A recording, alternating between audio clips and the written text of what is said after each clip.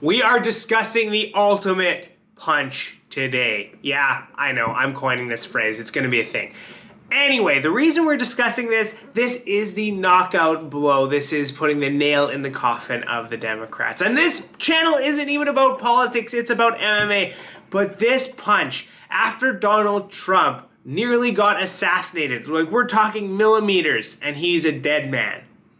He stands up, basically unscathed, hit in the air, raises his fist and says, fight. I am telling you guys, this is a picture that's going to be iconic for years. History books are going to be using this to show like American fortitude, bravery, all of this type of stuff. And today in this video, we're going to be talking about that. We're going to be getting into why I think so many UFC fighters and MMA fighters are like Trump supporters and why, you know, what's going on here. And I'm also going to give you some speculations at why I think this is going down, why I think this happened, and why I think this wasn't like a lone wolf type shooter. We're going to be getting into all of that in just a minute, but if you wouldn't mind hitting the like and subscribe button, helps with the YouTube algorithm, helps grow the channel. So whether or not you are a Trump fan, a Trump supporter, I think we can all agree this is foul play, right? The decision is made at the ballot box through the election fairly, right? And, you know, someone taking out the target, the lead opposition for the Democrats, it doesn't look good.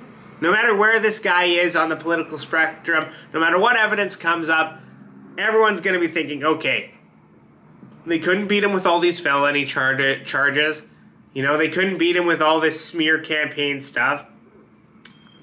Now they're resorting to their last and final straw, which is to take him out. And the thing is, the conspiracy theorist in me definitely thinks this is plausible. Like, I'm watching the news channels and they're saying like, oh, it's because of inflamed political rhetoric. And I'm like, really? Do you think we're that stupid? It's definitely not because of inflamed political rhetoric. It's because of the fact that Donald Trump is going to cost the elite, the billionaires, other than himself, a ton of money when he gets back into office. What are some of the promises that he's made? One of them is to stop the conflict that's going on in Ukraine, the Ukraine-Russia conflict, and to stop the Palestine-Israel conflict. He's even said that these things wouldn't have happened in the first place if he had been reelected president and not Joe Biden, right? And so why this is so important, and this kind of goes back to why, you know, a lot of people think JFK was assassinated, was because he wanted to end the war in Vietnam. Who wants the war to keep going forever and ever and ever? The military-industrial complex. The people who make the most amount of money off of people firing bullets and bombs and guns and grenades at each other. Right? And so if Donald Trump comes in, makes a phone call to Putin and says, hey, let's put an end to this. We'll come to the table, we'll negotiate, whatever the case may be. Now all of a sudden there are, you know, the endless wars are stopping, which means all the money that's being pumped into Raytheon and who else is it, like Smith and Wesson and all these defense contractors, you know, they're not going to be making as much money. They're not going to be making as much hand over fist. So I'm sure, like, the conspiracy theorist in me believes that this has something to do with it. And like, a lot of people were saying that back when JFK was assassinated, it was the same kind of thing, right? He was trying to put a stop to the endless war and the endless conflict, but some really powerful people lose too much money when that happens, so they got to put a stop to it, right? So I think it's a little bit bigger than, you know, just the Democrats. I think it's like the very powerful top tier people. They need an establishment person in there so that they can keep running things the same way they've always been, which is endless amounts of war, you know, creating viruses to, you know, fund the pharmaceutical industry, all of this stuff, right? It's all about money. If you follow, I always say that if you know how money works, you know how the world works, right? And so, to me, This evidence hasn't come out yet. I haven't looked into this super thoroughly yet, but I just have this gut feeling that this entire situation is because Donald Trump is not the status quo kind of guy. He was one of the first sitting presidents in recent history that didn't start any new conflicts and in fact wrapped up a lot of stuff. So like, no matter what you think, right? He does have a decent track record. He might say a lot of mean, goofy things, right? But he didn't start any new wars. You know what I mean? He didn't bomb a whole lot of people. So there's that.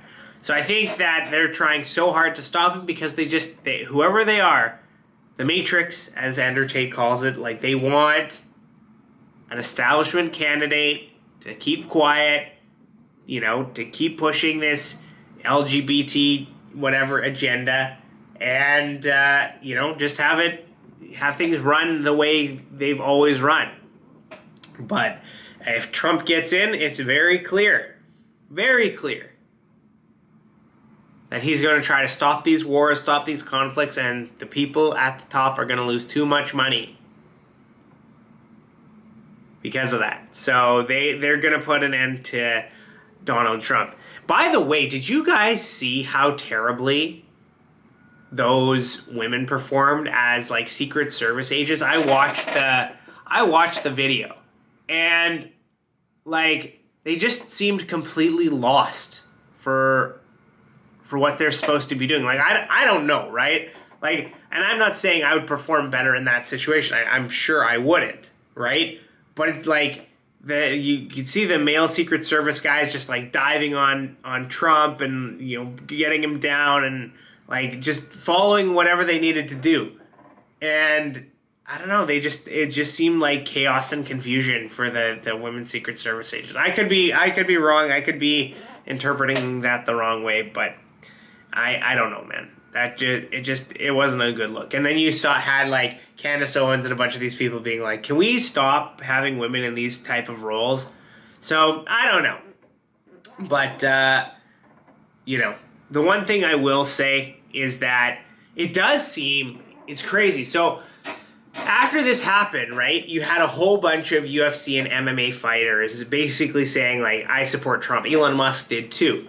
And I just was thinking about, like, why do MMA and UFC fighters seem to have such an affinity for Donald Trump, for, like, you know, that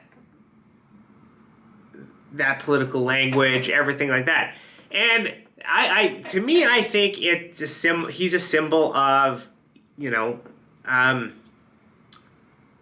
what Americans were promised. You know what I mean? So, like, people were promised, to a certain extent, that if you get up every day, if you work hard, if you grind, you know, you're going to have an opportunity at success, right? And in the fighting space, and by the way, like, I'm no fighter, right? Like, I've trained jiu-jitsu, this type of thing. There's no shortcuts, right?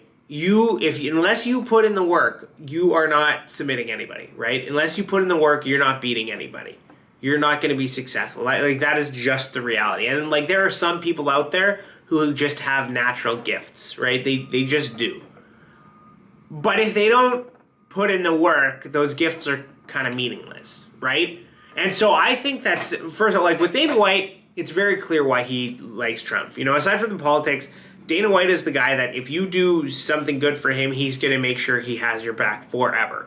And so like no matter what, he's on Joe's side. No matter what, he's on Trump's side because of the fact that, you know, back when Trump's brand was at the top and UFC was at the bottom, he hosted UFC, right? So there's that. But then you have so many fighters. You have people like Conor McGregor. You have people like John Jones. I think you have Masvidal. You have a bunch of guys who basically have said, like, we support Trump. And, like, so many of them, it's because they've paid their dues. They don't believe in handouts. They don't believe in, you know, the easy path, right? Which is kind of, you know, the Democrats want to take money from the rich.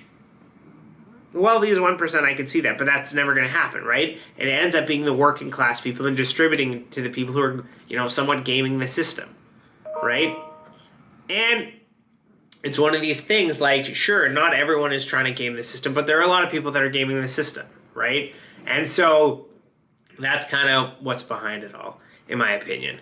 But what do you guys think? Let me know what you think in the comments. I truly think that this picture, this situation, this has almost guaranteed a Trump victory. Like, I was pretty sure that he was going to win anyway, but I don't think there's anybody that they could, unless they take him out, I don't think there's anybody that could go up against Trump right now, whether it's Biden, whether it's Kamala Harris, whether it's, you know, whoever it is. Gavin Newsom, all the big players in the Democrat Party, I don't think any of them stand a chance against Trump right now because of what happened this past weekend. So this sealed the victory. And by the way, like, there are some people that are like, oh, this is staged, this and that. Man, somebody died, you know? Like, there are pictures of, like, bullets. You can see them in midair. I don't think this was staged. Anyway, I don't know. What do you guys think? Sorry, this is kind of a little bit off of what my channel's normally about, but I just think it's too kind of crazy a story to not talk about. So, anyway, we'll see you guys next time.